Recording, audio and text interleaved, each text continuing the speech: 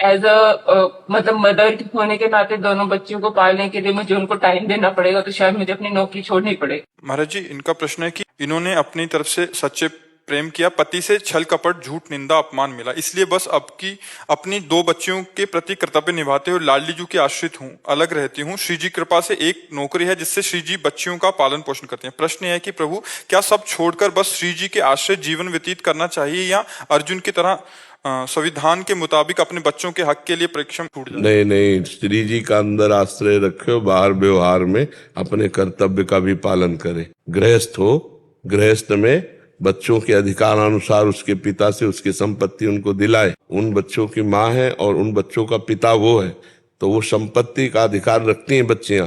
समय आने पर उनको उस अधिकार की प्राप्ति होगी तो वो भी सुखपूर्वक जीवन व्यतीत करेंगी।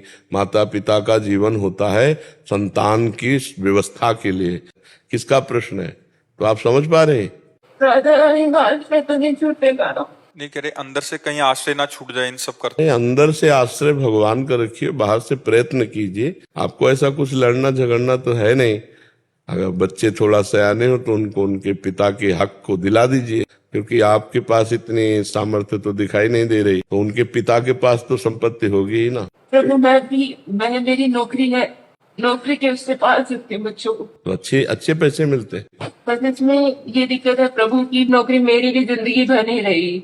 एज मतलब मदर होने के नाते दोनों बच्चों को पालने के लिए मुझे उनको टाइम देना पड़ेगा, तो शायद मुझे अपनी नौकरी छोड़नी पड़े। अगर आपके पास ऐसी पर्याप्त संपत्ति है तो फिर कोई किसी से फिर क्या लड़ाई झगड़ा करने की जरूरत है।